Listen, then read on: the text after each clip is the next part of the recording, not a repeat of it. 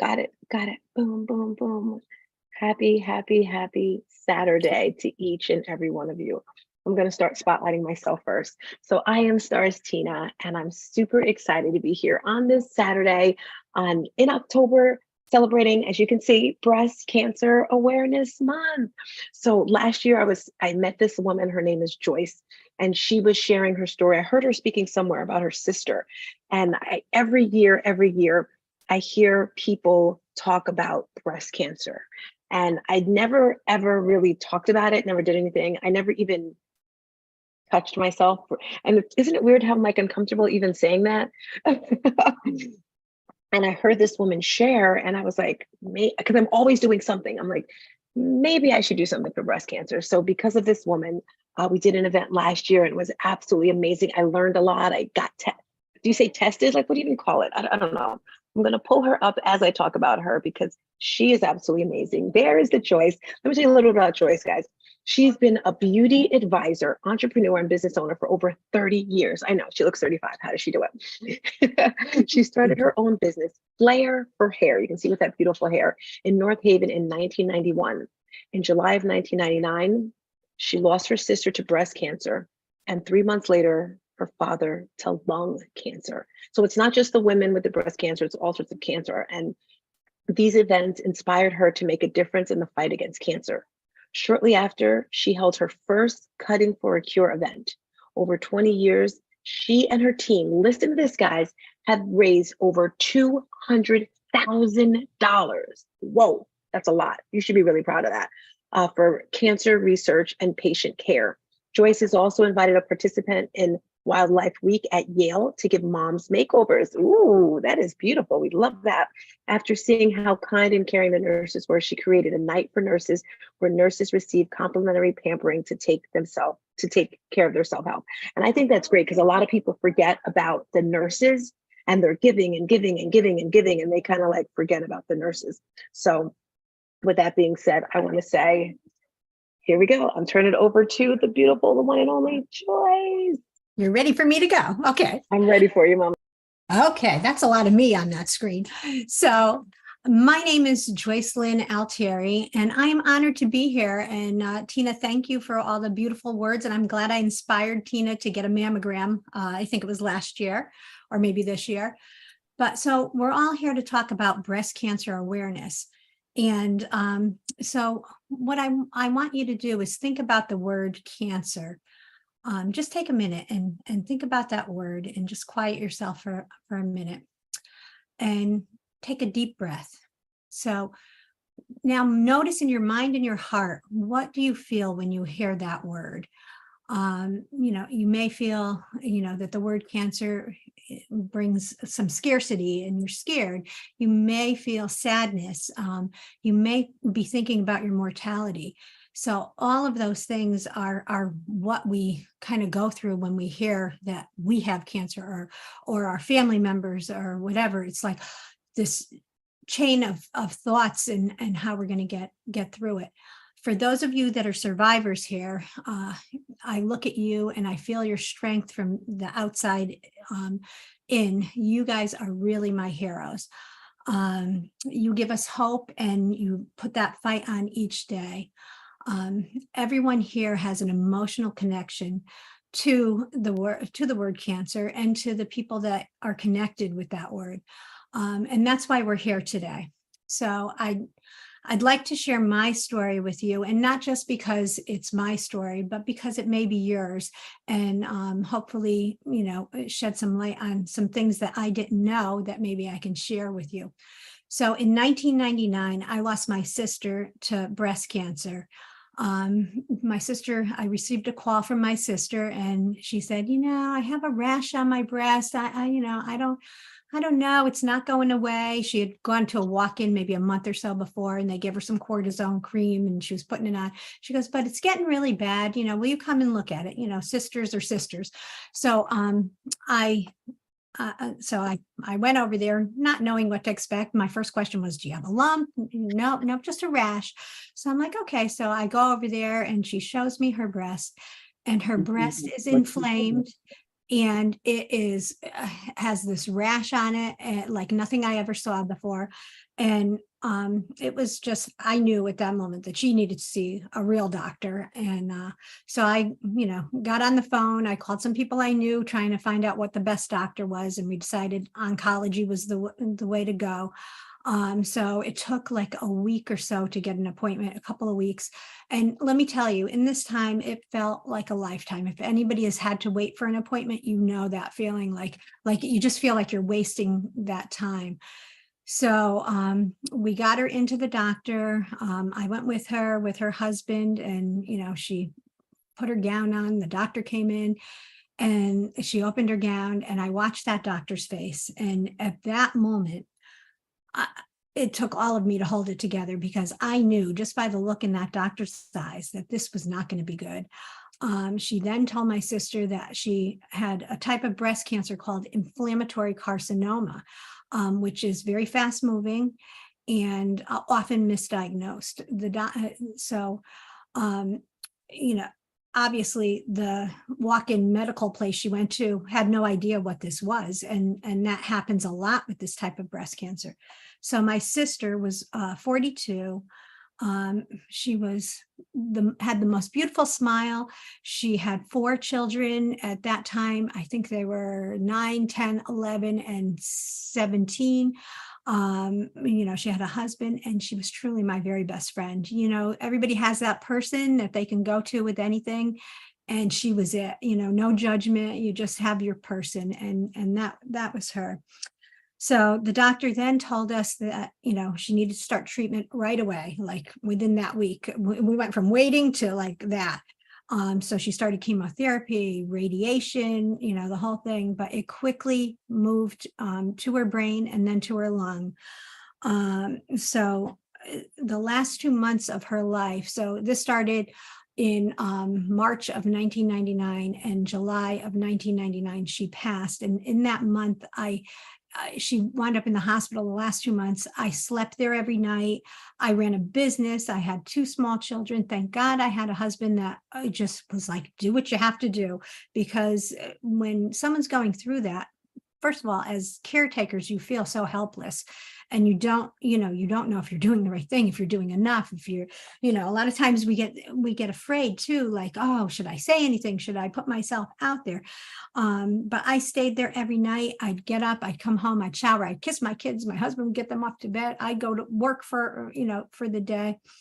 But, you just figure out how to get through it. But Joni was such a fighter, but the cancer did take over. The week before she passed, I received a call from my dad that told me he had lung cancer. And, my dad is kind of a jokester and sometimes not most best way. So, I was like, Dad, don't even kid with me like that. That is not even funny. And he was like, I hate to tell you, but this is true. So, it was like just more weight put on you. And Joni, after fighting the best fight she could, passed in March 99, like I said.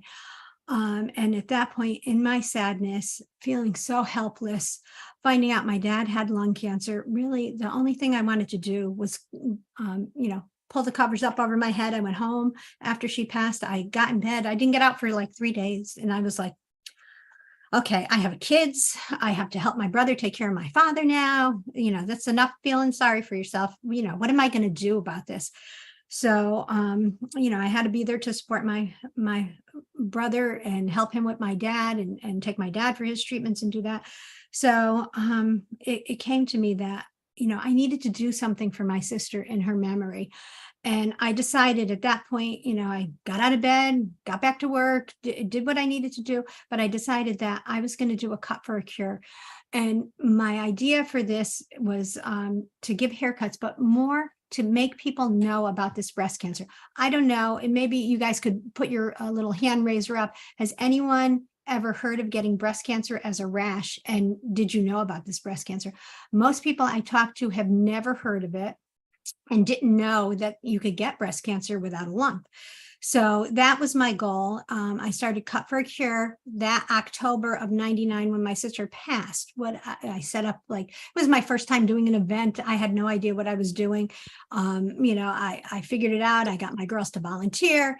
We had it set for a Sunday in October. Now, mind you, this was before there was any breast cancer awareness out there in 99. There was not an event all the time. Nobody did this kind of stuff.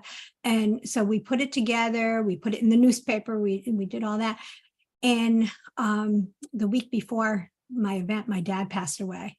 And my family was like, just cancel it. You can't do this. You are crazy. You are, you're not doing it. I said, oh no, I need to do it even more.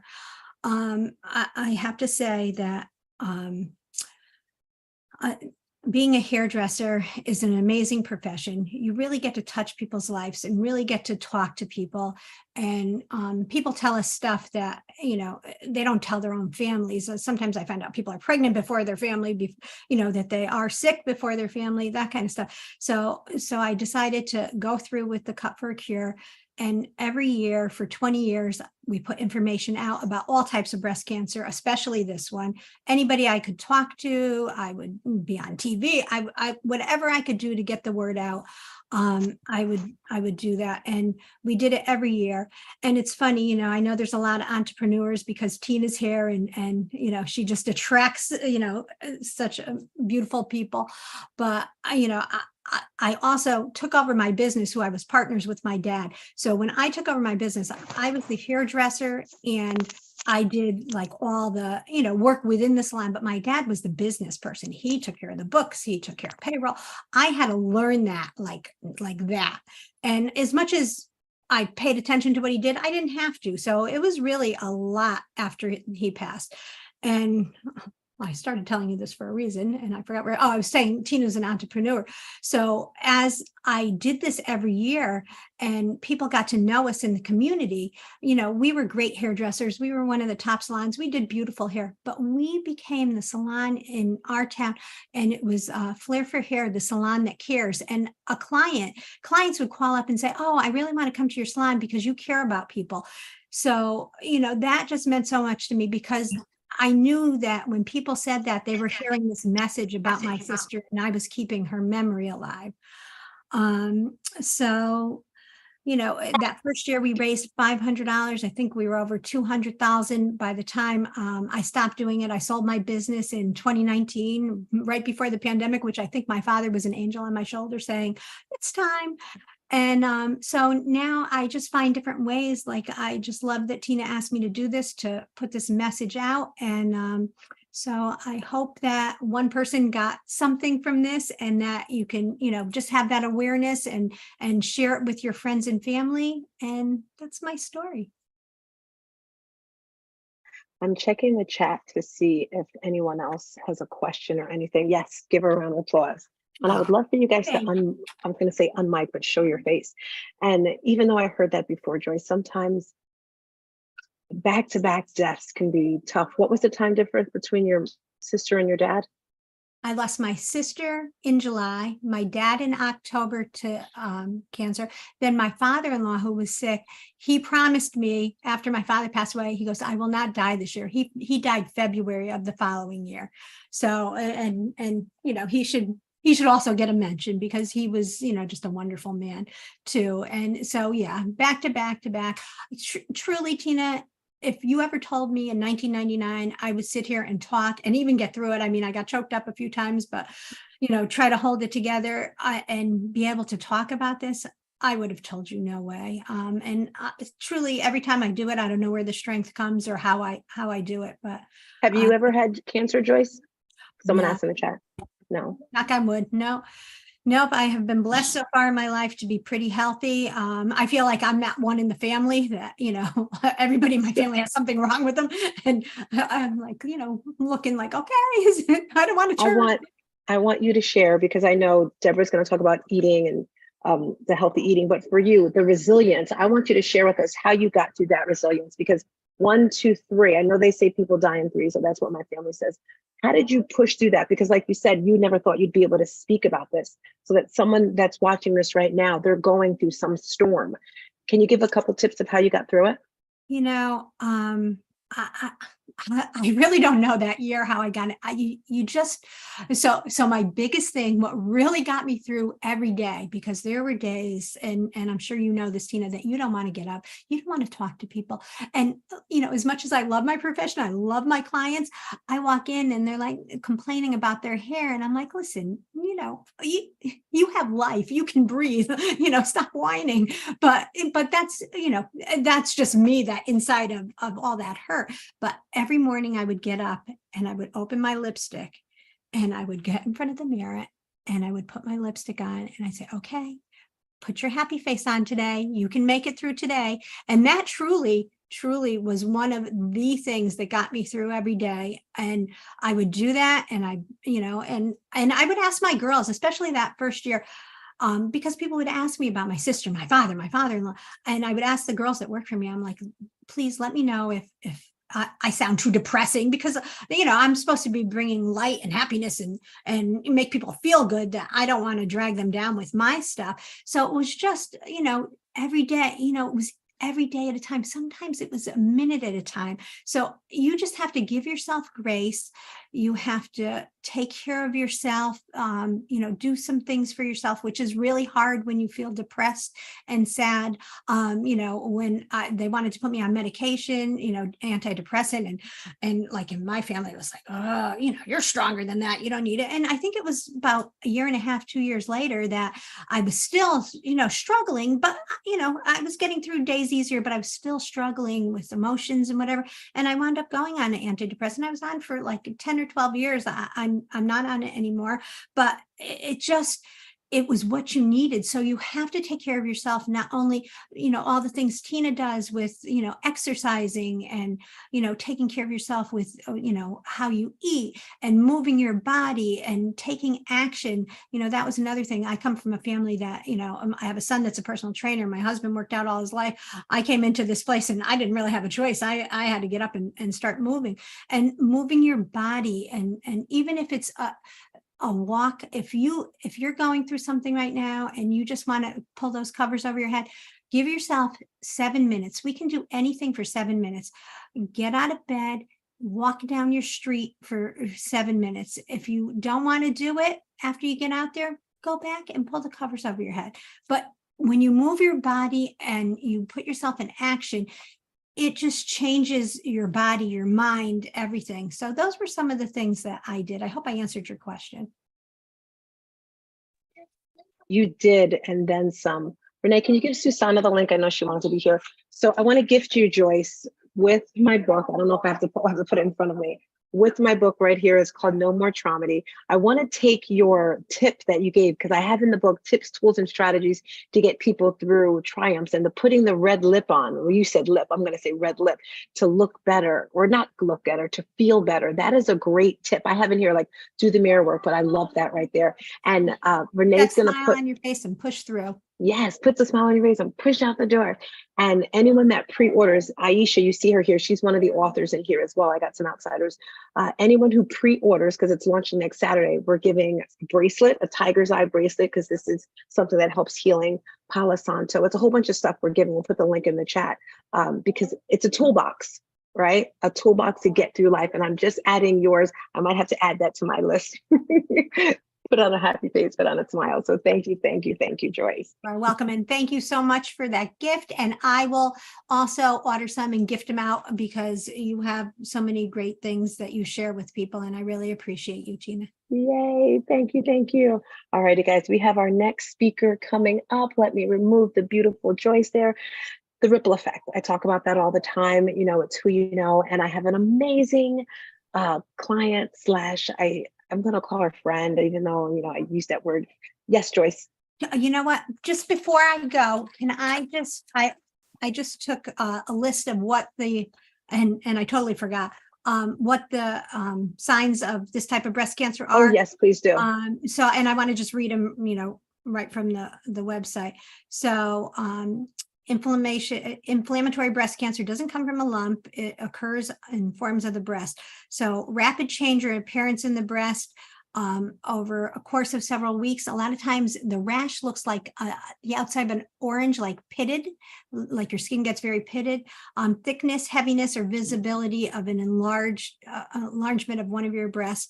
Discoloration that it can be red, purple, pink, or bruises appear. Unusual warmth of the affected breast. The dimpling is what I just shared. Like an orange peel, tenderness, pain or aching, enlarged lymph nodes under the arm, above the collarbone, flattening and turning inward of the nipple. So I just wanted to share that just because those were more factual than my story. So thank you for letting me interrupt you. I'm sorry to. No, please do. That was important. That was important. I love how you said those are probably more important than my story. They're both. I feel better. Please. Done. I love it. I love it. Hey, we're getting it done, right? So yes, I was talking about our next speaker who I met from one of my clients slash friends slash associates, whatever you want to call her. And she came to the event last year. And I didn't even, you know me that long, Aisha? I didn't even know. I'm going to show her face here. She probably doesn't even know it.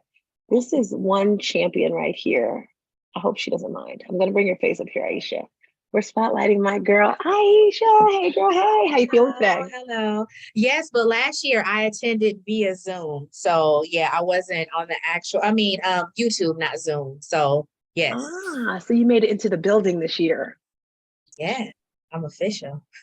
And she's officially in this book, guys. Aisha. Okay, girlfriend, I have to apologize right now. So this book is in Audible as well, guys, because some people don't like to read. Jakachira. Is that how you say your last name? Jakachira. Yeah, really close. Jakachira. Every time I said it in the book, I said it a different way. So I was like, Aisha Jakachakara. Aisha Jakachakara. Even Mariah laughed. Okay. So forgive me when you listen on Audible and you hear me say chaka chaka chaka loo, ooh chaka chaka. It's my fault. But anyway, okay, bye Aisha. Purchase the book. All right, so this next speaker comes to us. She's got a great soul, a great smile. Her name is Amber. Amber. I'm going to put Amber here with me and adding her to the spot here. And I'm going to tell you a little bit about this beautiful face right here. Okay, Amber is a breast cancer survivor who lives in Milwaukee, Wisconsin. She is a wife of 16 years. Wow. Share your secrets, girlfriend. Mother of two beautiful children. She works as a nurse for a healthcare facility and provides CPR training to the local community. In her spare time, she enjoys reading, writing, singing, making jokes, and spending time with her family and friends. Now, she was diagnosed and started her battle in January of 2020. Wow, that had to be extra tough because it was during COVID. Ductal adenocarcinoma, I'm sure she'll say that a little bit better, is the type of cancer it was. She's very excited to share her story with us. And let me share with you, Amber, why I wanted you to speak. I believe everyone has a story. And when you share your story, you're helping other people. And the second reason is when you share your story, even like Joyce, it's healing. Mm-hmm. And the first time you share it, it comes out and the body holds a score. I'm going to stop talking and throw it over to you, Amber. Thank you for coming through, girlfriend. Yes.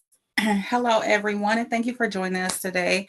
So yes, just like Tina said, I was diagnosed in 2020, January of 2020. So my story, just some background information. In 2017, the early part, I had a dream, and in the dream, it was like me in this room. Nobody else was around, but I heard the word cancer. So I woke up and I just immediately started praying. A couple months after that, my mother-in-law ended up having ovarian cancer. So in my mind, I'm like, okay, that's just, maybe God warning me that, someone close was going to have cancer. In 2018, I went to a women's conference, and there was a lady there who spoke to me and said that God was going to be with me through the valley of the shadow of death. And I was just like, what is she talking about? Like, okay, crazy lady. And so then after that, bring us to 2019, December of 2019, I was in school and I was studying for my exams, and my husband wanted to, fondle, me, and he was touching on my left breast, and he was just like, "Hey, babe, I feel something right here. Like, have you ever felt this?" And I'm like, "No, what are you talking about?" So, of course, I felt it, but I just brushed it off. Maybe about a week later, he felt it again and he was like, "Hey, did you call the doctor? Maybe you should go and get this checked out."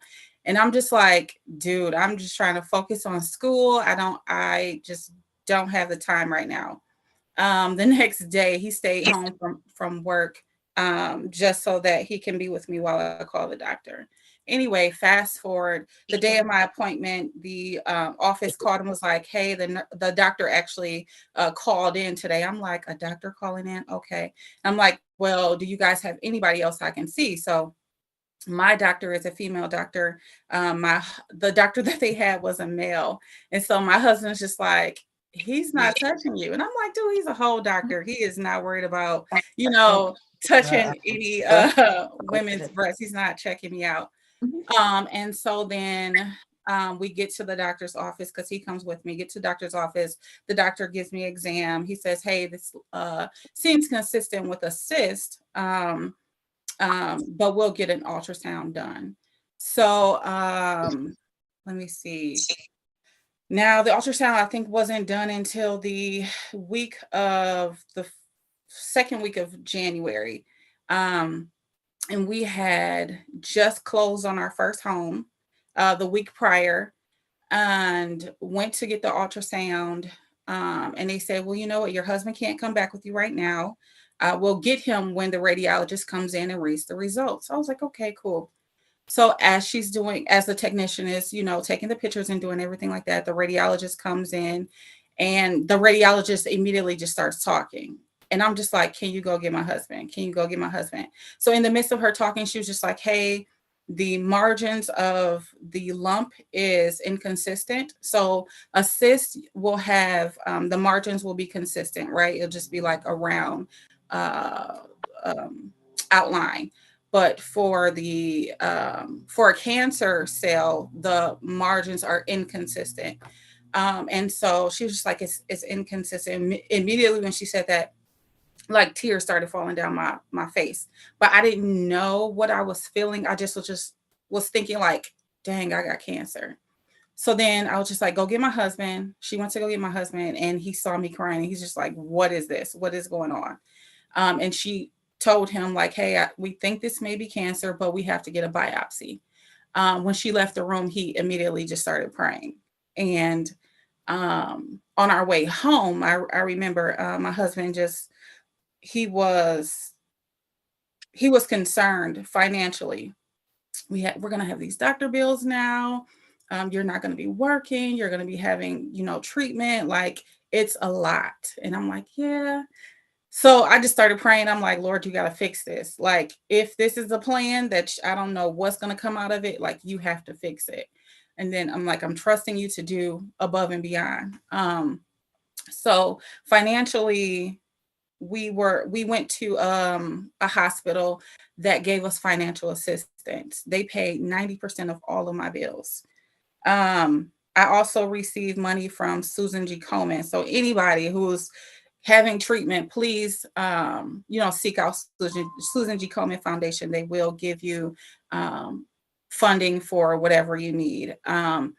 And I also was blessed by a family from our local church who gave us money to help with the financial portions as well.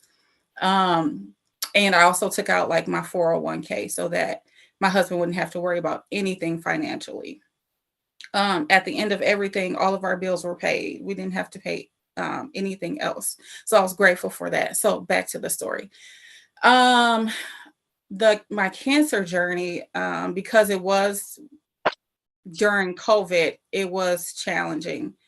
The first couple visits, I was able to bring family members with me, so that was nice to have that support. Once COVID hit and they were like, "Nobody else can come with you." I just remember like walking down the down the hall and actually, I'm sorry, it's I hear like, okay, somebody wants to mute it. So I remember just walking down the hall and seeing the cancer sign, like the oncology sign, and I'm just like, oh my goodness, I really have cancer.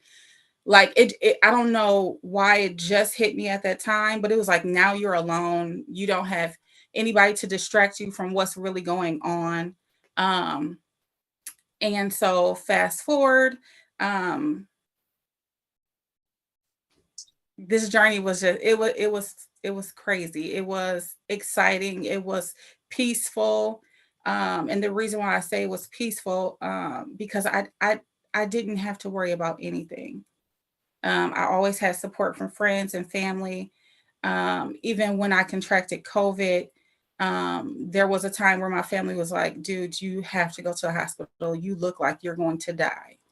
But I didn't feel like that on the inside. I felt like I was fine. I feel like I could breathe. I felt like um, I just felt at peace because I knew that I was going to get through it. You know, I always held on to the words that that lady said. You know, the Lord is going to walk you through the valley of the shadow of death. So I just had that. And I always sung. I always just prayed, just like, God, you have to get me through this portion of whatever I was feeling at that time. There were days when I was taking the chemo treatment that my bones would ache and I couldn't walk. Um, there were days that my husband didn't feel like being a caregiver, right? Because being a caregiver, there's a lot. Look at me. Oh my goodness, y'all see that tear? Okay.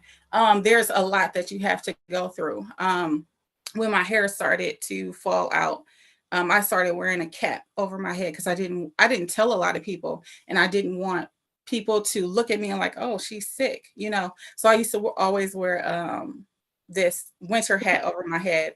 And then I was just like, you know what, I'm going to take the bull by the horns and I'm going to get this cut out so that I could feel like I had some type of control over it. Yeah, but you really don't, right? It's just a mind thing that you try to tell yourself you have control over it.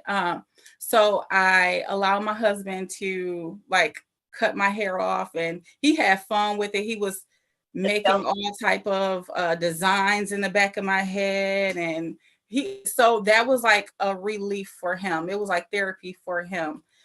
We joked about it the whole way. When I went bald, he told me I looked like what did he say? He would always joke and tell me I look like Charles Barkley. And so we just got through it with humor and just, you know, being able to lean on each other. And yeah, I end up having a mastectomy on the left side. I end up having radiation, and I also had they offered me like a hormone treatment drug that I was supposed to take for 5 years, but I declined it. I just didn't see the reason to take it. If they said that the cancer was all gone. I'm just trying to think. Um, yeah, that's pretty much it. My story is just depending on God, prayer, being around family and friends, just anybody who's going through this. Just stay strong. Always know that there are things out there in the community that can help you, whether it's the Susan G. Komen. They have groups, like support groups, if you don't have family members to help.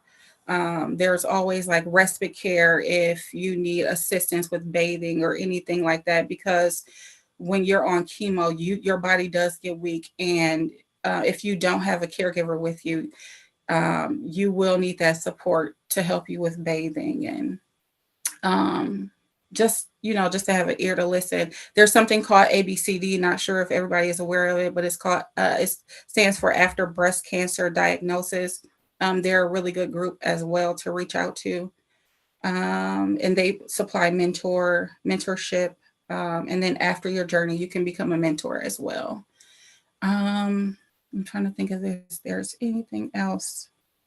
I think that's pretty much it. No. Hey, Okay. Amber, this is Renee. Stars Yes. Tina had to step away for a moment. Okay. Thank you so much for that inspiring story. And you have given a lot of hope and resilience. Your story shows a lot of resilience for you and your family, that to overcome what you have been through and the strength that it took. I see a lot of comments in the chat. I see Keisha is saying you're amazing. Donna is saying you're so strong during your journey. I apologize. Shoebanks at wctc.edu says they're so proud of you. Is that your sister? You might as well say that's a friend. And then Yeah. Donna is my mom. Yeah. Awesome. Yeah. And let's see. Does anyone else have any questions for Amber? Amber, I just want to say I love you so much. Thanks, Isha. Yeah. And Susanna is saying you're amazing. And is there anything you feel like you need from your circle of support?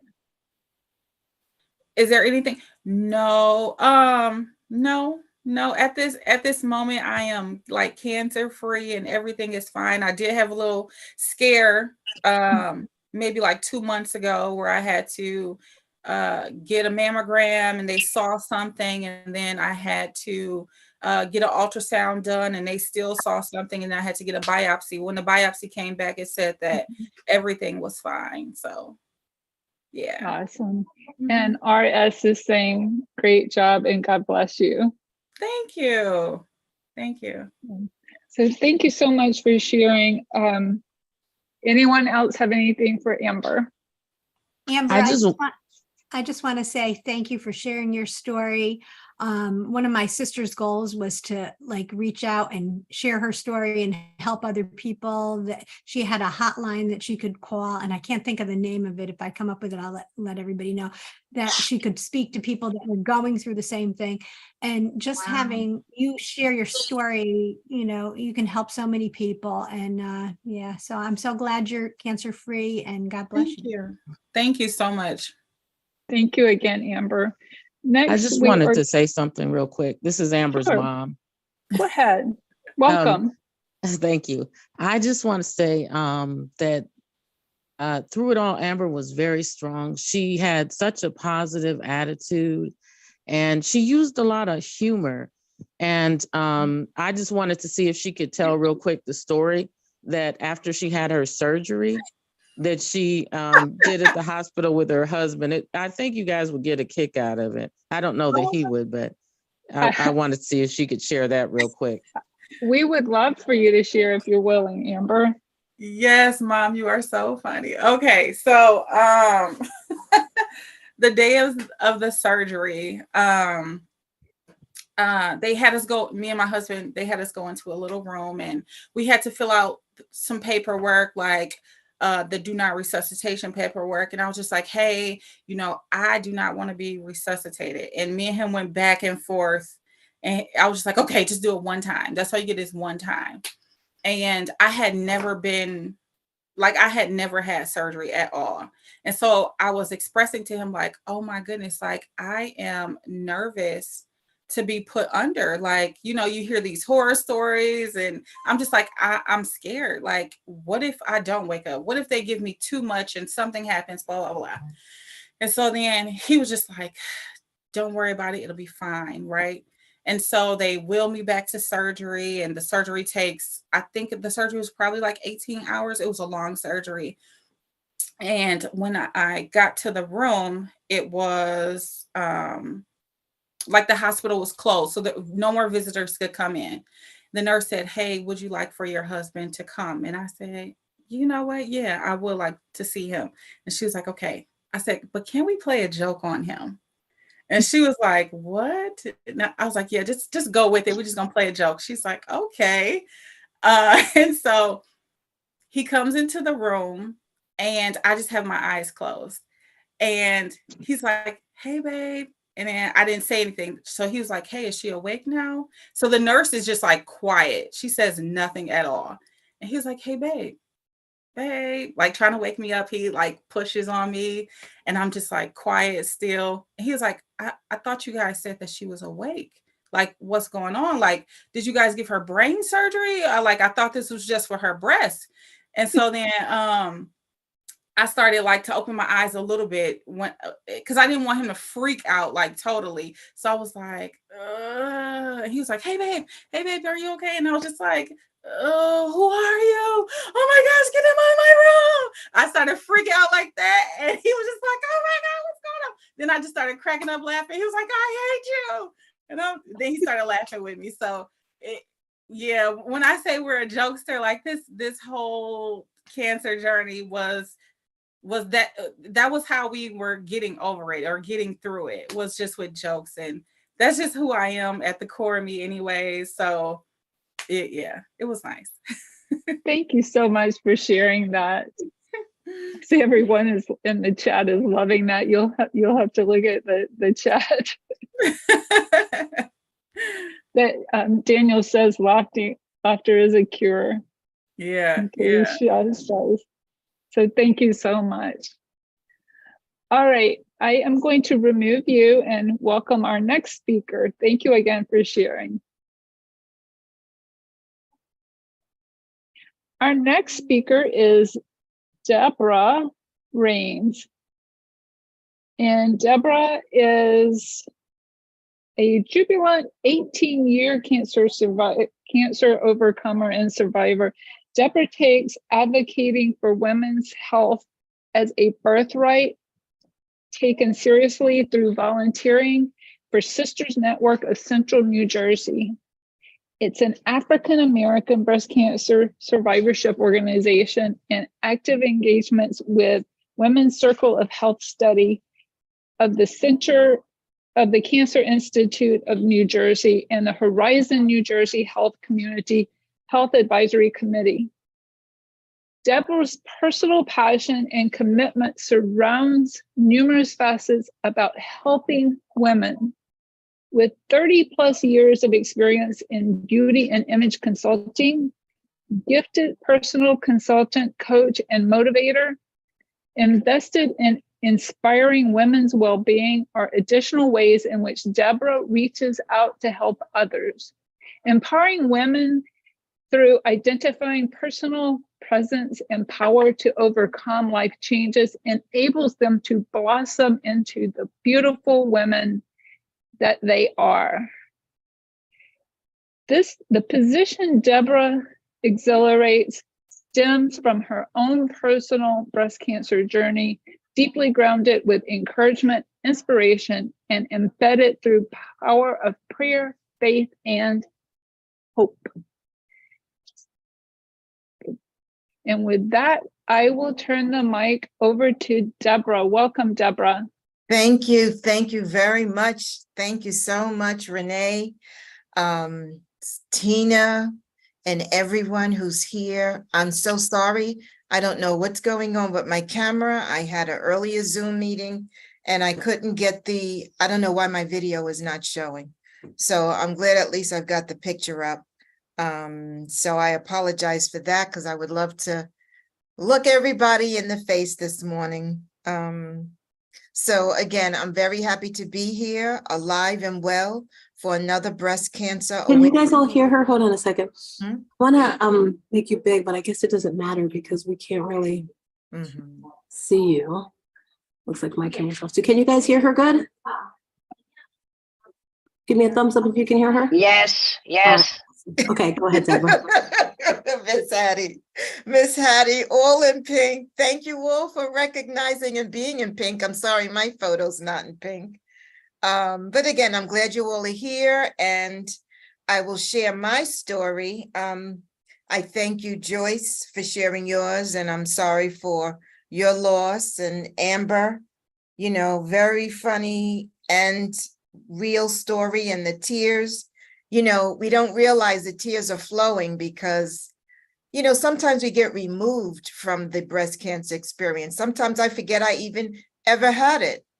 But once October comes, or once I hear of someone in my group I belong to, as Renee noted in the bio, Sisters Network, which is now called Sister to Sister. And they do have several branches throughout New Jersey, just so that you know. But I kind of lost my train of thought, but it's just very important it's a very emotional sharing. Like you don't think, you think you're not really over it, but kind of over it. And then as you start talking about it, the tears will, it's just a natural emotion, I believe. So I'm going to get to my story. I was diagnosed with breast cancer at an early age. I was well under 50. Actually, I don't want to date myself, but I guess why not? I was actually in my 40s when I was diagnosed, and healthy, worked out, health conscientious. As Tina said, I'll talk a little bit about eating healthy, but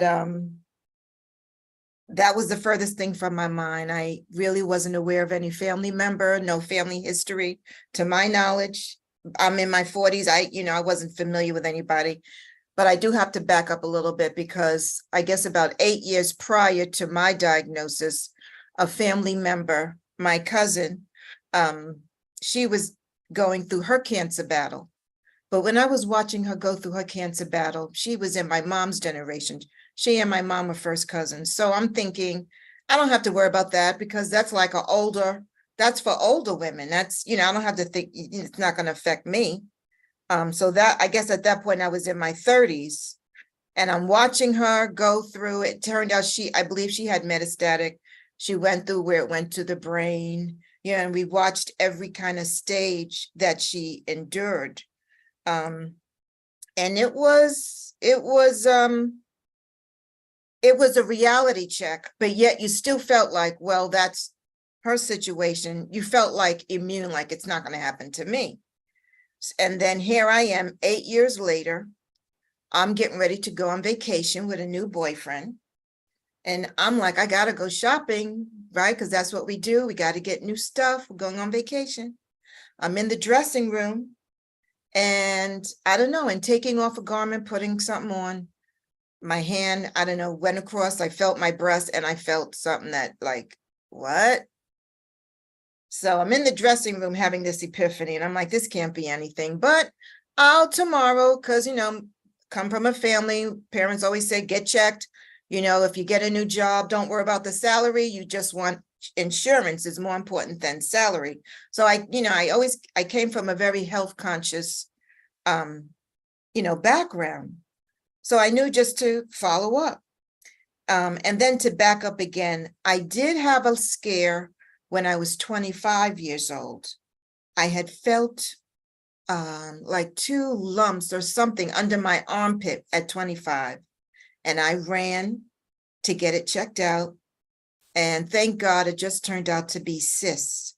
But I was very happy at that time that the doctor was proactive enough to send me for a mammogram, because as we know, as Black women, the Black community, there are health disparities, and we don't always get the attention or the resources or the information that, the greater population gets. So I was just happy that, he was very proactive and he sent me at the age of 25, because many people are just poo-pooed and like, oh, it'll be okay, or something like that. So it turned out to be cysts. And I ended up changing my diet, watching my diet. They said, be careful of caffeine, blah, blah, blah. I'm thinking I don't have caffeine because I wasn't a coffee drinker. This is how naive I was at the time. Caffeine is in so many things, chocolate, just a lot of other things that I was partaking in. But I did get my diet, and I was very careful of the caffeine. And then we move on 8 years later down the line, I'm in the dressing room and I feel these lumps. I follow up, I get checked out, and and the doctor tells me the news that, yes, this is breast cancer. So I'm in the room and I'm saying, I think Amber said she started crying. I'm sitting there like, who are you talking to? Because you can't be talking to me, but yet I'm the only one in the room. But I was like, in such deep denial that something like that could happen to me. I'm the youngest. I have two older siblings, two older sisters. And I'm like, this can't be me. So she's talking to me. And at this point, I don't even hear her anymore. And, when I leave, she gives me steps to do, what I need to do. When I finally get home, my first realization, I don't have a family of my own. I'm not married, single, no children. And my first concern was, how am I going to tell my family? Because as the youngest, I don't know, most people who are the youngest, they get bestowed upon them the name, the title of baby, no matter how old you are. I hated it when I was a child, but my parents said, you will grow into loving being called the baby as you age. And now I love it. But I was very worried about how I was going to break the news to my parents, because I knew it was going to break their heart. At the time, I didn't realize it. My mom was at the early stages, going through the early stages of dementia. And I really didn't realize it. So when it was time for me to go for my surgery, I do belong to the church, and I was very close with my pastors. And I am so thankful to this day to my pastor at the time was Pastor Joyce Waterman, Jersey City. I was going to church at Continuous Flow Christian Center. And she said, Deborah, I will be with you. I will help you. And she came and took me and my mom to the hospital. And it was such a blessing, because not knowing my mom was at the early stages, it was great she had someone. But I was oblivious to that part. I'm just thinking of, I'm going to go through this surgery, I'm going to come out, I'm healthy, and I'm just going to tackle this as like a project, a physical fitness project. But, there's so many things going on that you're not even aware of. Thank God I went through the surgery. Everything went well. I had great doctors, people praying for me on the prayer line. Again, my pastor was right there and was able to be with my mom the whole time. And God was just gracious and good. I believe in prayer. Me and my mom stayed with me, because I, had my own place, and she would stay with me, and we would do affirmations every day. And when they told me my treatment protocol, like what I would have to, that chemo was on the table, radiation was on the table, I had to make up my mind. I had to think about it. And, a lot of people are in your head and they're saying, you don't want that poison, that stuff will kill you before the cancer. And then you hear other things, people doing the holistic, looking at rocks all day, sniffing incense, doing, eating foods. And then I just, sat myself down one day and I said, Deb, if you were in a third world country, and, I was reading about all these women who die in places because they don't have access. I said, you have access. And that made up my mind for me. I'm like, I'm going to take every single thing they put on that table for me and just pray for the best outcome. I said, I'm not going to deny myself any opportunity. I thanked God. I had the health insurance. I had time from my job. Everything pretty much fell in line. So I did the chemo, it was every couple of weeks. That was a challenge. It wasn't as bad as I thought, but I guess it kind of was. You go through chemo, the first couple of sessions, everything seemed okay. The first session, I got sick, but by the second session, they were able to kind of tweak it and give you things to counteract this and that, but you still kind of got sick. The first day you felt fine, but by the third day, I felt like a truck ran me over. And I was just like bedridden. I couldn't get out of bed. And about time you're feeling more like yourself, it's time to get zapped again with another treatment. So, but again, I just counted them down. I think I had went for 6 months, every 2 weeks. So I started in the month of October, I believe, and I finished around February. I'll never forget finishing because I finished on Valentine's Day. But, you've heard everybody, Amber's story. Everybody has their own story. The things that I took away with was people would tell me, the people you think are going to support you may not. Total strangers you don't even know will champion under you like nobody's business, and that was true for me. There were people who I, didn't expect to support me, and they did. And one very important thing I needed to do was, I said, this is about me, this journey. And I said, anything that I perceive as negative or not lifting me up, I'm not going to let it in my circle. I'm not going to let it get anywhere near me. So I just, was very conscious of keeping negativity away from me. And I think that was no matter if it was a family member, old friend, whatever, if they weren't giving me what I felt I needed, I just kept them at bay.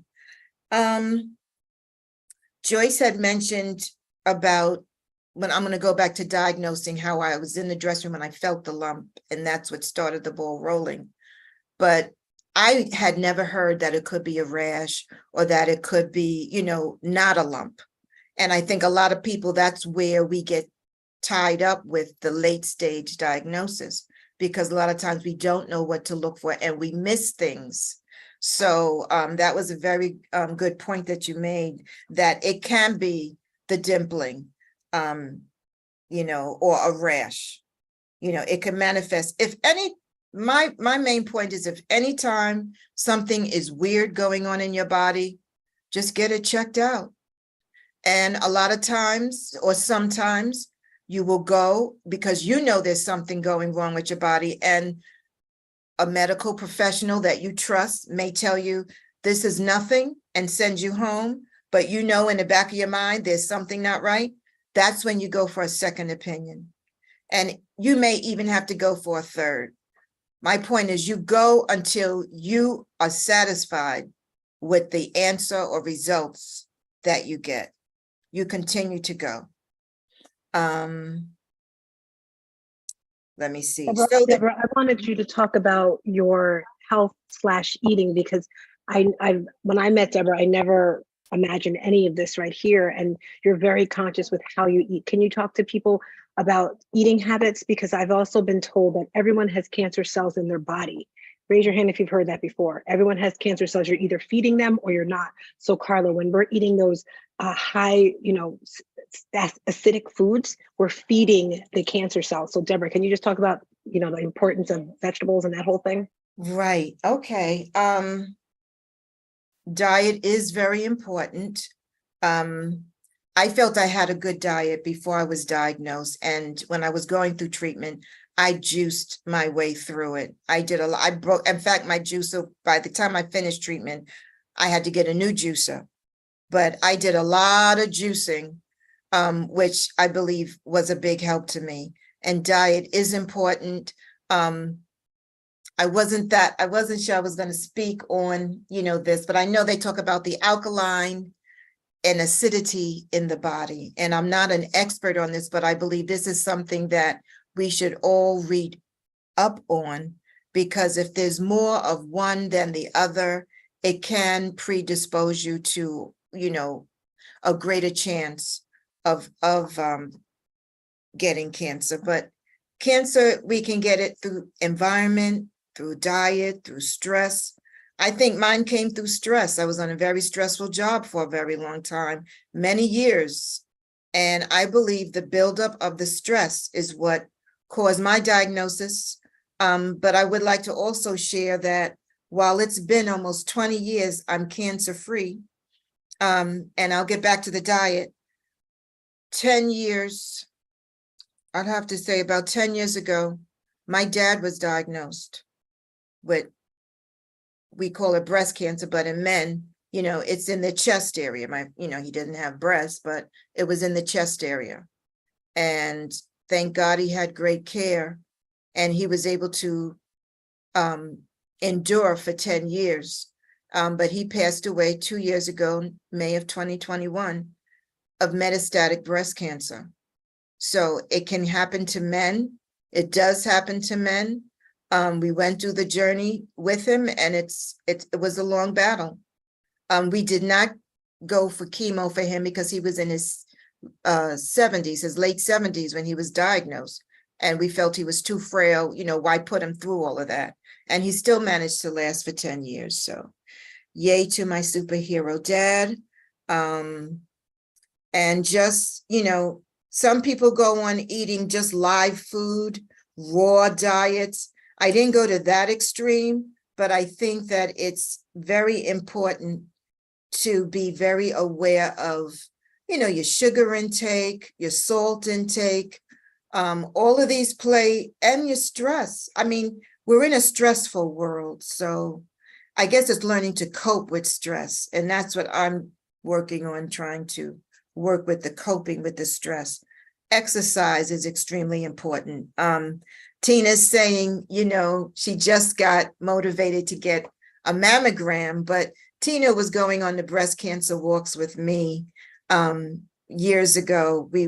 She would meet me and we would do the breast cancer walks, and she'd even, come to when I was speaking at the churches and stuff. So she's been an advocate and support, and I appreciate all the support you've always given and provided. But, again, seeing my older cousin and watching her journey, feeling like it could never happen to me, then it happens to me, and then it happened to my dad. So, eat right, think right. Deborah, quick move right. question for you. Someone asked the question. I was going to try to type something, but I'm sure you can answer it better. And Joyce, if you want to chime in after her, if you add more. Does sugar cause cancer? I think everything causes cancer, but Deborah, what do Everything you? can cause cancer, too much of anything. They say everything white you want to try to, I'm not a dietitian, but what I have heard is, you want to eliminate white sugar, white flour, all the white, but, in moderation. I mean, I still eat sugar. I can't say that I eat fruit. There's sugar in fruit. It's the natural sugar. And I do have sweets at times, but I try to keep it, I definitely keep it under control. I know, especially as we age, these habits become more and more important. So that is a great question. You want to do everything in moderation, and limit the poisons, or eliminate them as much as you can. And the poisons are salt and sugar for sure. Yeah, and Thank you. Go ahead, Joyce. I was just going to say, I agree with her. So they say that sugar, like when you have cancer, it just feeds those cells. It feeds Right. those cells so much more, especially when the cells are not healthy. Because like you said, we have all different cells in our body, but everything in moderation, and just taking good care of yourself and having a balanced diet. I don't think that anybody should deprive themselves of what they want, because then you get that Last Supper mentality, that scarcity, being afraid of certain foods. And I think when you do that, that also brings on a whole different type of stress for people, especially with eating. Like we try to eat healthy, but then I hate when people say I'm good or bad, because you're a good person. It doesn't matter what you eat. If you want the cupcake, eat the cupcake, take it off the pedestal and enjoy it. And then you won't feel like you need that cupcake, because I used to be like that. But I think everything in moderation, that you don't have a lot of stress, that, you that shouldn't be your whole diet, a cupcake or sugar, but, eating a lot of fresh vegetables and just eating on the healthier side, but enjoying your life. It's your birthday, have a piece of cake, but Amber probably has more to say. Joyce, I want to add to that too, not just what you're putting in your mouth, but something for you to think about: the products that you buy, the products that you put on your skin. What you put in and on your body affects how you look, it affects how you feel. I am an Arbonne consultant, and one of the women who are in Arbonne, she had cancer, and she was saying all these different types and things. And she said she changed what she did, because think about, if you put a piece of garlic in between your toes, you're going to taste it in a few minutes. And that just shows how your body just absorbs all the things you put on your skin. Think about if you have a cigarette patch or a diet saving fat, those patches they put on your skin, it absorbs your body. So when you're putting your skin creams on, that's why I'm extremely particular with anything I put on my face. Look at your soaps. Yes, the products may be a little more expensive. When you're shopping, go for the organic instead of the regular. And a lot of people are like, well, I can't afford that. When it's organic, think of the Dirty Dozen and the Clean 15. Yes. Really Yes. quick, how you can think about it. If it has a skin like a banana, avocado, you don't need to get it organic, because the sprays and pesticides aren't getting inside. But if it's grapes, if it's berries, you want the organic one. So make sure you're thinking about that. I could go on and on about health. Amber, what are your add-ons as we round off here to get this going? I do appreciate how you guys are talking about food. I am a vegetarian. I am not a good one because I still eat chips and candy and all that good stuff. But yes, changing the diet is very essential, especially for cancer. And make sure you guys get regularly checked for, screening for. Oh my gosh, it is not cool. I don't laugh. I was like cheering. I reached out to Joyce when I got mine done. I said to the lady, I'm like, that's too hard. You're going to break them. Like, are you sure? And then she's like, it was my first time with the new ones, because I have breast implants and I had to get them redone last year. So it was my first time. I'm like, you're going to pop it. Stop. And then she's looking at me. She's like, I guess there's two sides. Like they do it and then they do it again. So the first time she's like, that's not even that hard. I was like, well, I don't know how we're going to do this. It's impossible. I was having a fit in there. But yeah, I hate mammograms too. But you survived. You survived it. It wasn't that bad, right? It's well worth it. It's well worth it. I didn't hear you talk about touching the girls, Joyce. You usually have this little thing you say in the shower or something. That thing you said. Yeah. Oh my God. Have to. Oh my God. I can see the little logo thing we had. Have to feel them. You should feel your boobs and just make sure you're healthy. I mean, in the shower, make sure, like it's our own bodies, feel your own boobs, make sure there's nothing, feel them today. So, tomorrow if something's different, and you got to feel them. And because I didn't feel mine and my husband felt them all the time, he knew that something was different. So maybe somebody else, Well, yeah. So everybody should either have a husband like yours or pay attention to yourself. But it's just important that self-care, to take care of yourself and to, you got to feel them and you have to pay attention. When we were on last year, Tina told me she had never had a mammogram, and I was like bugging her all the time. Whenever I would see her, I'd be in Clubhouse, I'd be like, Tina. So when she shouted me out, I think it was on Instagram, I have to shout out Joyce because I got my mammogram today. I'm so happy and glad that you were perfectly fine. But now and they have something to go by if you ever have to have another one. Well, you will. Yes. But yes. I have a question for you, but before that, sometimes you may get a little something, because I know years ago, and I know this year Renee got something where they'll say you have to get an extra test. Do you know anything about that, ladies, where it's just an extra something, but you're fine, but they want to? Yeah. I have dense breasts, so I get the mammogram, but I also get an ultrasound. So if you're, my breasts are kind of lumpy and they're dense the way they are. So they not only do the mammogram, then they do an ultrasound, just like if you were to have a baby or whatever, they do that on your breast and they can see a little bit deeper with that. So, and, Gotcha. they look, sometimes they see stuff and you have to go back, or you have to get it done a second time. Don't panic, just be glad they're being cautious, that they're not missing anything. But Gotcha. I'm afraid to ask this next question, Amber. So Will, someone in the chat named Will, says, talk to us about cell phones. I'm like, that's like my third my third child. So I don't know if I want to hear what you're about to say about cell phones, but go ahead. So yeah, that is my husband who wants me to talk about that. So this is crazy. 1 year, long time ago, I saw like a Dr. Phil's TV show, and there were women on his show that talked about how they got breast cancer from their cell phones. They would put their cell phones in their bra. And so, just me sharing that information with my husband, and we talked about it, and not knowing, I would put my cell phone in my bra, and I would talk to people in my bra, and not in my bra, but on my phone while my phone was at the gym. Yes. Yep. Well, not me at the gym, but yes, for women who do that. And so I really think that that's where my breast cancer came from. It was the same side I would keep my phone on when I had genetics testing done. And so genetics testing will find out if it came from family, if it came from the environment, if it came from whatever, but they could not pinpoint where mine came from. And so they were just like, yeah. So then I was saying, you know what, I do keep my cell phone on that side. And I heard that the radiation could give, breast cancer. But of course, they're doctors. They don't want to hear that. Right. And so that's just where I think it came from. Yeah. Wow. I had a question, but it jumped out of my head. I wanted you two to answer, but Joyce, what are your thoughts on that? What she said about the cell phones? Do you think? I totally agree. Like I've heard that. I don't think it was on Dr. Phil, but I've heard that before. And I used to be one that would, just tuck it in because I didn't have pockets or whatever. Right. And yeah, so I would recommend not doing that anymore.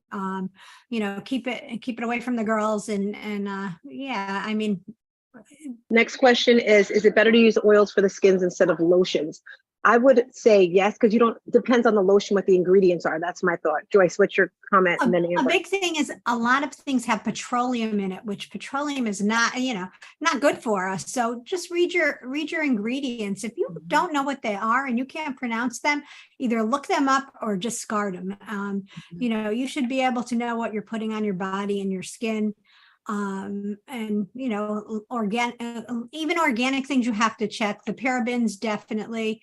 You just have to be really careful, and you have to be your own advocate. And lipsticks too. We eat, I don't know if people know this, but you eat about a tube of lipstick a year, just from like having lipstick on and eating a sandwich and that kind of stuff. And you're ingesting that lipstick. And if you look there's a list of what lipsticks have things that are harmful and what don't. I know Chanel is one that just stuck out in my mind because when I found out about it, I had this beautiful Chanel lipstick I loved. And then all of a sudden I found out it was really poison. So those kind of things too. So just pay attention to what you're putting in your body, on your body, and, check it out. There's, you can Google a list of good and bad lipstick, skincare, and, what are the different things in them. Joyce, I just want to talk about, if Amber wants to add on, this was a question I wanted to ask you guys, but don't answer it yet because I want to say something. Do you guys do things for breast cancer throughout the year, or do you only do it in October? That's the question. But what I was going to say to everyone else, when someone said, should I use oils or this? I just think as humans, as Americans, it's very challenging for us to live a mindful lifestyle. When you're in other parts of the world, people take naps or siestas, as they call it. People do one thing. I remember when I went to Costa Rica, everyone had like one job. Like either they made coffee or they did this. In America, we're here, we're hustling and we're bustling.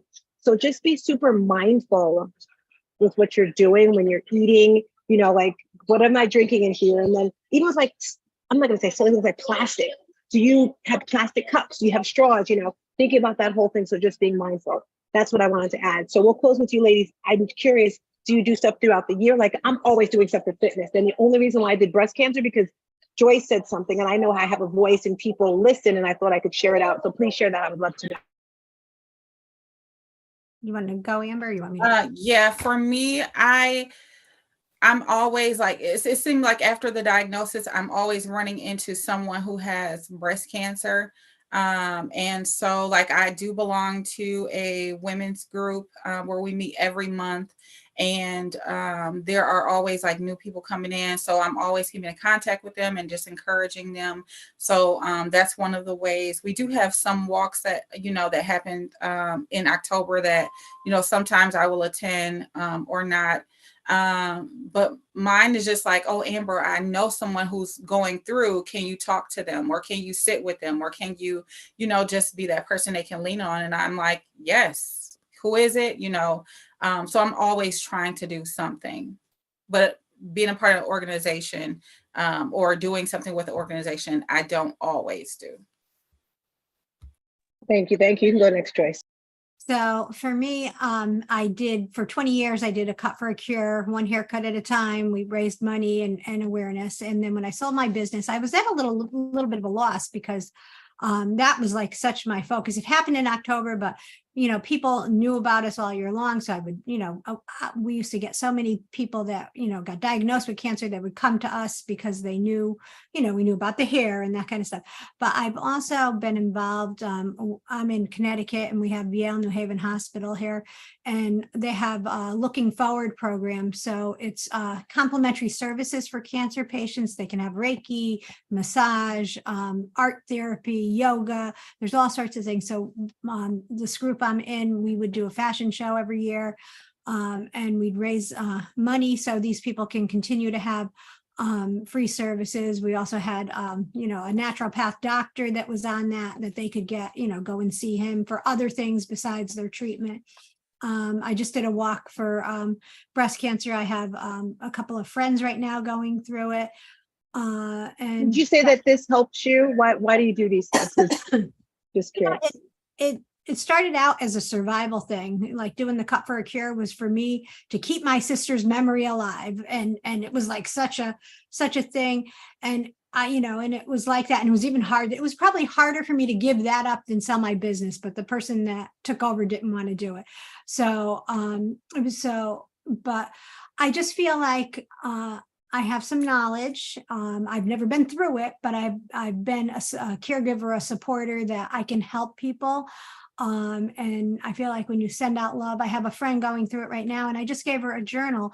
This is another thing. When people are going through breast cancer, and maybe Amber can say to this, but I feel like sometimes people almost like shy away or feel like they don't know what to say. It becomes uncomfortable.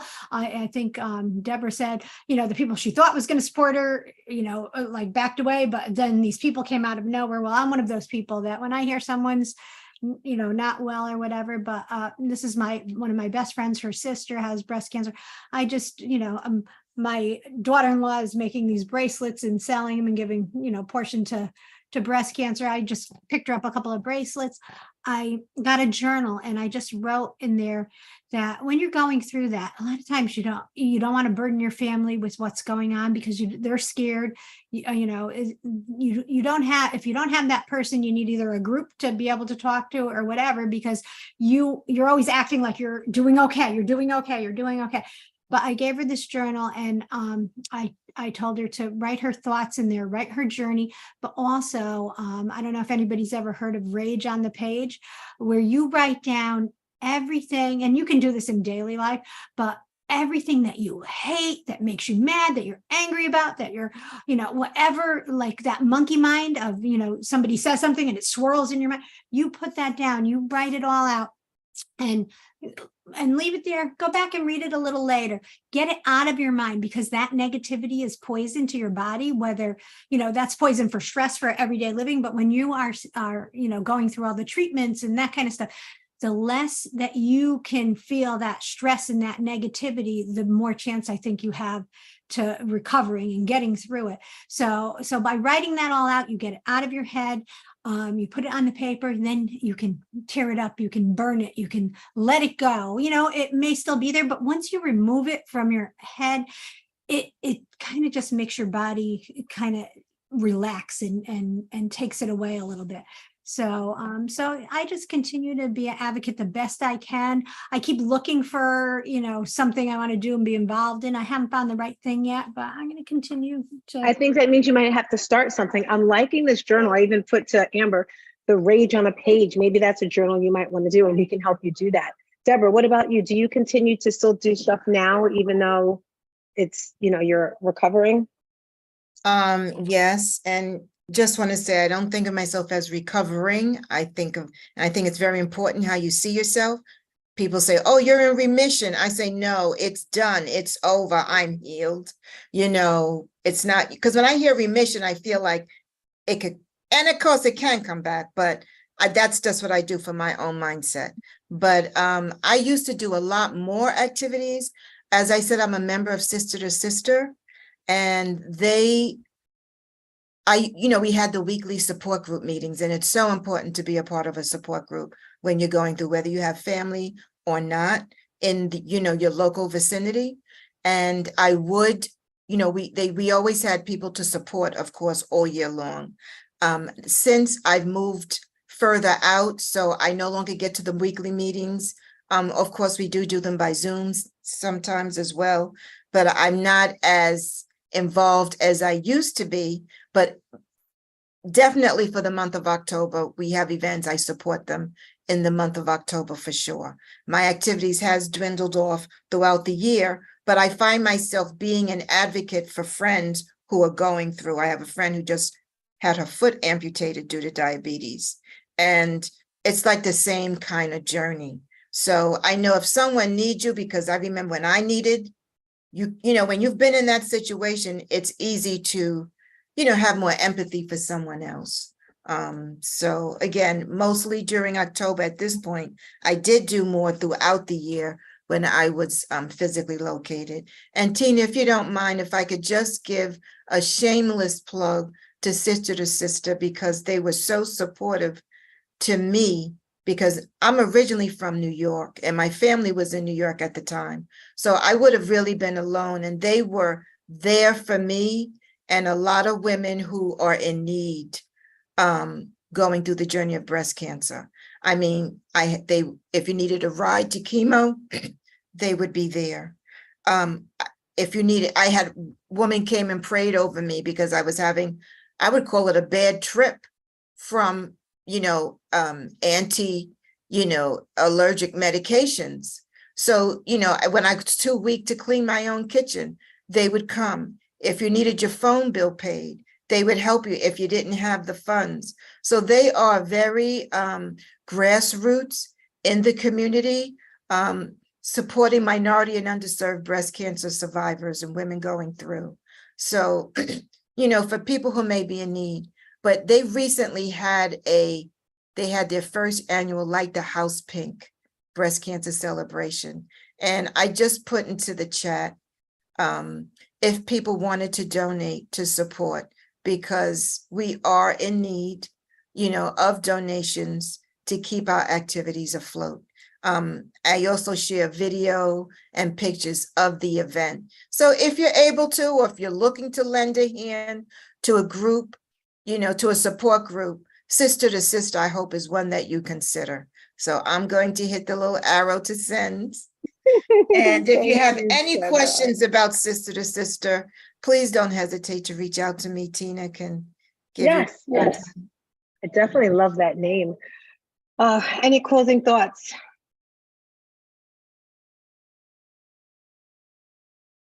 Come on, Amber, I see you there. Because I'm thinking, I guess what I would say is, if you know somebody who's going through cancer, just be a support in whatever capacity that they need you to be. Make sure you ask and don't just do. I know for me, even though I had support around me, I still felt lonely. And so just have that in your mind that, this is a journey that they're going on, and that, don't be offended if they just need space. So yeah, just ask them what they need. Yeah. Gotcha. Last question I have for you guys, because there was someone that I wanted, and Deborah, I don't know if you have an answer for this, and I don't even know if you guys can answer this. I have a woman that I know, I used to work with her years and years and years ago. And you know how you're on Facebook and you see people, and she has cancer, and she's always posting, like everyday posting. And she's up and down and up and down. And like, she'll show us one time she's in the hospital and she's not looking too good. And she's, posting all these things with the tubes, and then she's ringing the bell the other day. And I asked her if she could speak, and she just kind of ignored my message and then put like some quote in the chat. So my question is, I'm how do you know, or do you know when it's going to happen? Because she's been posting for like a year now, and she's like, I passed this stage, and just looking at her, you can see where she's like going downhill. Is there any way I can support her? Or because I see and I want to do something, and I'm like, where are you? I want to hug you. Or like, when I'm in Philly, I want to come and see you. And like, she responds, but she doesn't respond, if you know what I mean. Any thoughts or ideas? Would love to know. Send her a nice, warm, soft, cuddly, throw. A throw is always nice. You said you wanted to hug her, and that's a way of sending a hug every time if she wraps herself in it, or if she's still in treatment. When you go for chemo, you need, a lot of times you need a blanket. You want to be warmer. So sending her, because sometimes people just, it's a very hard situation to deal with. And she probably knows she's going up and down. She probably knows, they probably gave her a diagnosis. She probably knows it's not maybe the best news, and she's just trying to keep herself going by, when and she's smiling all the time. Like you can see, like physically, but she's got this huge smile, and it's like, I can see that it's. Yeah, she's trying. She's trying. She's trying the best she You're can. muted, Joyce. Thank you, Deborah. I was saying she's putting her lipstick on every day to get through, right? And that's what we do a lot of times. And I think Deborah might be right. We don't know what her diagnosis is or what she's really going through. But I think reaching out, like sending nice quotes or just, little messages here and there. And then when she gets to a place that she might be ready to speak or to do that, she will probably reach out to you. And that's something, give it time, maybe the next time you do something, you can just ask her to, be a part of it or just join it. And, if she responds like interested, then you can ask like to speak, just like baby steps. But I think, and Amber can probably answer this because I'm one that does this, but I just like will send like a little note or a little passage of something, and just thinking of you or sending light and love and doing those little things just in a message. And I had 2 cancer survivors that reached out. I was raising money for a young girl that had leukemia, and these were 2 people that I worked with when I was doing the fashion shows and stuff. And they actually reached out to me and asked me if they could have her phone number because they wanted to send her messages and they understood what she was going through. So I think having somebody like an Amber that reaches out to someone like that is a little bit more than me, but for us that are on that other side, thank goodness, I think just giving nice messages and trying to help people and that little bit of support can be helpful. I love it. So Amber, they gave me 2 good pieces of advice. So Deborah, I was actually thinking of making a blanket. I'm doing a retreat next year, and I said I wanted to give everyone that comes a blanket and put the name of my business, Mind, Body, and Soul. But then, you know how they talk about the scarlet letter? So I'm thinking of a T, traumedy, and then that line going through it, because people walk around with these traumedies, and we want to say, don't walk around with these feelings. So Deborah, I'm going to take your blanket idea, put my logo on it, and then Joyce, there's a place in New York, I have to find it, where they make a lipstick. They design it for you, like it's personalized. So I'm going to get a lipstick for me. And this is with my tool. So Amber, I need you to give me something. Come on. Oh, I don't have anything off the top of my head. Humor, you said. Humor, there you go. Yeah. Keep them laughing. Try to laugh through it. Stay on the comedy channel. There you go. But some people may not think it's funny or appropriate to laugh, So knowing their love language also, how they receive love. Are you a psychologist, girl? Talking about love I language. am not. I am not. But I think that's a good one. And also I wanted to just piggyback off of, I know you said you want to give her a hug and things like that.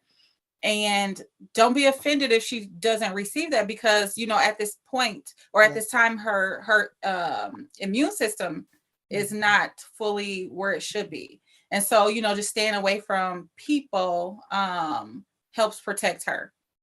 So, and could I just add one thing to Joyce? When Joyce said she didn't feel she could be as effective as Amber, because you see Amber as being, say, a real breast cancer person, because Amber went through it, I went through it.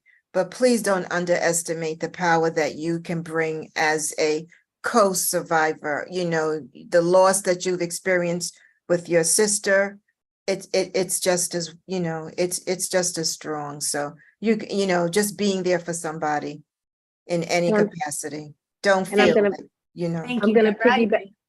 I'm going to piggyback off of that, Joyce. This wouldn't be happening if it wasn't for you, because I've never thought about doing anything for breast cancer because I'm like, I haven't done it. So thank you for that. I already took a group photo, but I want one now with all of us. They were, ladies smile, 1, 2, 3. Hey, this is recorded, so there will be a copy there. And see you again next year. I'm hoping you ladies will contact me. Like I know Amber was talking, she's thinking she's working on a book. Joyce, if you want to get that Rage Page journal book going, let me know, because Renee and I are on our second book, as you know, No More Trauma. Well, I and we have got a lot of stuff. So let me know when you're ready. I have all yes, sorts of yes. stuff I've been working on and I'm not sure where I want to put it. So And let me share with you, some people think it's hard to write a book. Like, oh my gosh, it's so much work. It really isn't. 2 years ago, when I had the idea, I'm a personal trainer, and I said, I need a journal for my people that I train, because I'll tell them, put their weight, do the exercise, and they would never do it. So I had it on paper. Renee typed it up. She wrote it up. We did it in 2 months, from paper to Amazon, done. So Joyce, if you're serious and you want some support, we have since we're doing everything ourselves, Shooting Stars publication. So we can help you with that. thank All right, you. ladies, I wrote in the chat, but Joyce, Deborah, Amber, thank you so much for this. You're making my dreams come true. Like I said, it's a ripple effect. So I feel like this has changed the world in some way. So thank you, guys. Bye. Thank you. Bye. Wait. Anyone have a question before we get out of here? I'm going to pause. Anyone wants to unmic, have a question, write something in the chat if they have a question there yesterday. If you want to purchase the book, IamStarsTina.com, stars with a Z. With the pre-orders, like I mentioned, you get a gift. Next week is the actual launch. And thank you, guys. I gave plenty of time for questions. All right, bye. Thank